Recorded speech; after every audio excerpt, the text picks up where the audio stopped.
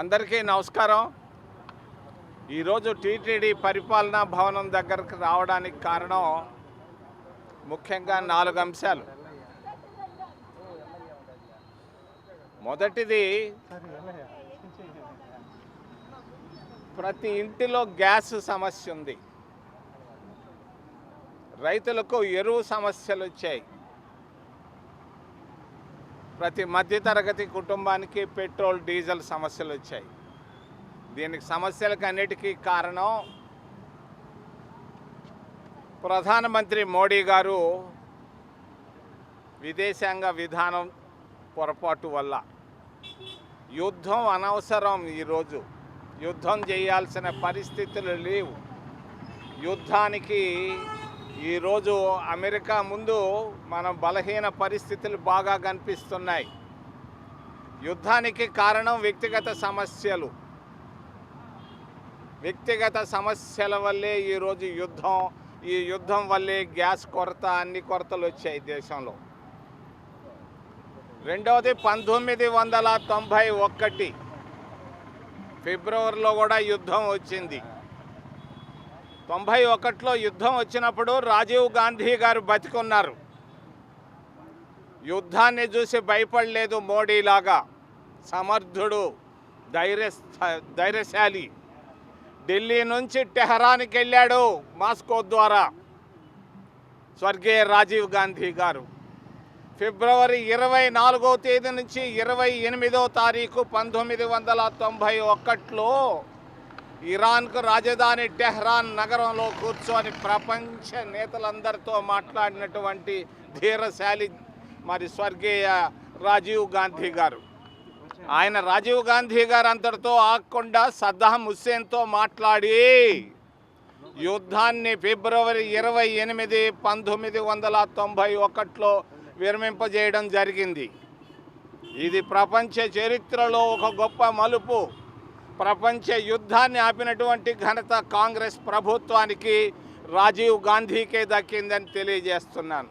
ఈ రోజున్నటువంటి పరిస్థితులు యుద్ధానికి కారణం మోడీ గారి బలహీనతలు, ట్రంప్ దగ్గర లొంగిపోవడమే కారణం.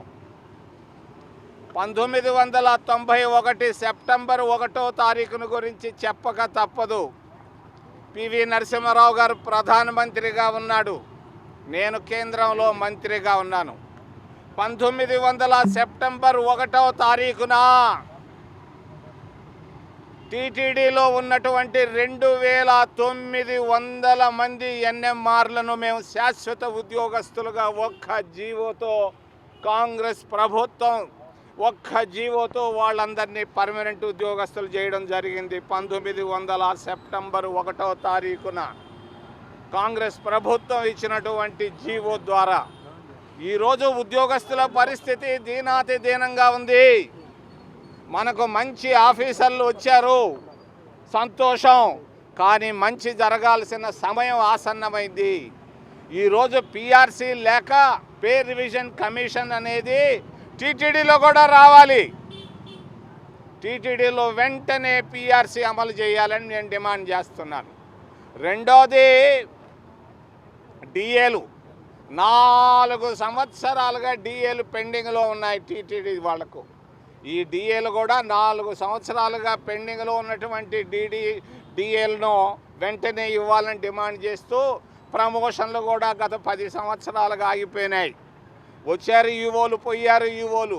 కానీ నేను తెలియజేస్తున్నాను, ప్రస్తుతం ఉన్నటువంటి మంచి అధికారులకు వెంటనే మంచి నిర్ణయాలు తీసుకోవాలని కోరుకుంటున్నాను. తిరుపతిలో ఉన్నటువంటి రోగులు, 3వ అంశం, పేద రోగుల పరిస్థితి దీనాతి దీనంగా ఉంది.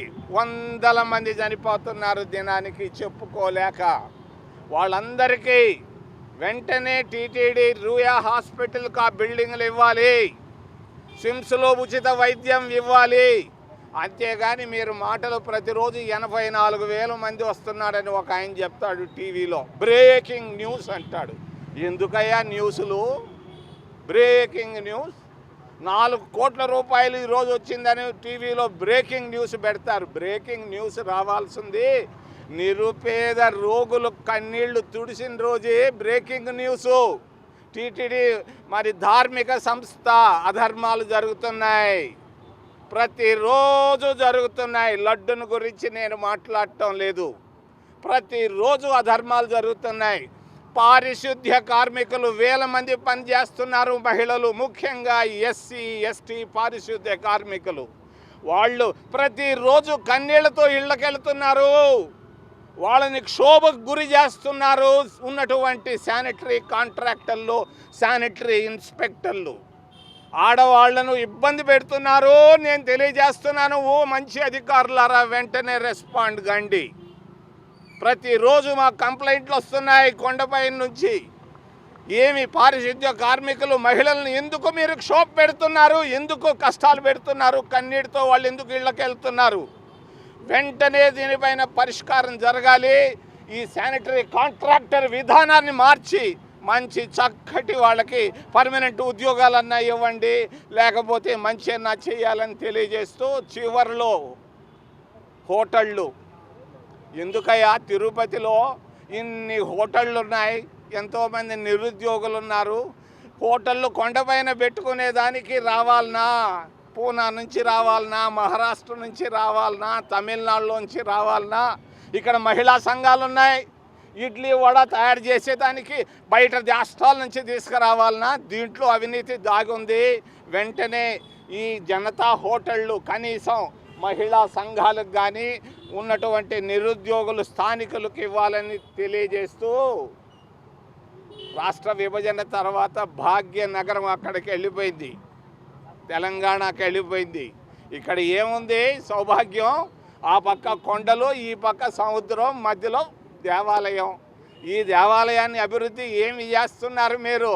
విదేశాల్లో ఖర్చు పెడతారా ఈ డబ్బును తీసుకెళ్ళి? జాగ్రత్త, నేను తెలియజేస్తున్నాను, జాగ్రత్త. ఇక్కడ డబ్బు ఏందో ఎత్తుకొని పోయి ఆడ ఖర్చు పెట్టేది. ఆ ప్రాంతంలో ఉన్నటువంటి మా పేదవాళ్ళ పరిస్థితి, నిరుద్యోగుల పరిస్థితి ఏందో, ఎవరై మీకు ఎన్ని ఇచ్చింది? జాగ్రత్త అని తెలియజేస్తూ, మంచి అధికారులు వచ్చిన్నారు, మంచి పనులు చేయాలని చేతులెత్తి ప్రార్థిస్తూ, ఏదైనా ప్రశ్నలు ఉంటే అడగమని మిమ్మల్ని